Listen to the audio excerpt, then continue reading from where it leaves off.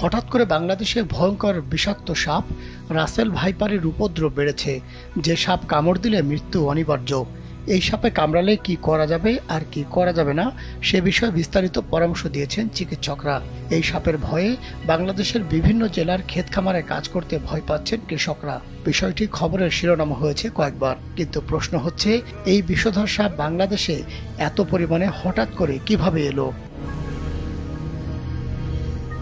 বাংলাদেশে পদ্মা নদীর তীরবর্তী কয়েকটি জেলা ও চরাঞ্চলে পাওয়া যাচ্ছে রাসেল ভাইপারের উপস্থিতি। এখন পর্যন্ত এই সাপের কামড়ে কয়েকজনের মৃত্যুর খবরও পাওয়া গেছে। বাংলাদেশে এই সাপ চন্দ্রবোড়া বা উলুবোড়া নামেও পরিচিত। প্রচলিত আছে এ সাপ কামড়ালে বেঁচে থাকার সম্ভাবনা খুবই কম। আসলেই কি এতটা ভয়ঙ্কর এই সাপ? কি বলছেন বিশেষজ্ঞরা? প্রায় 4000 সাপে কামড়ানো রোগীর চিকিৎসা করিয়েছেন বাংলাদেশের চিকিৎসক ডাক্তার ফরহাদ উদ্দিন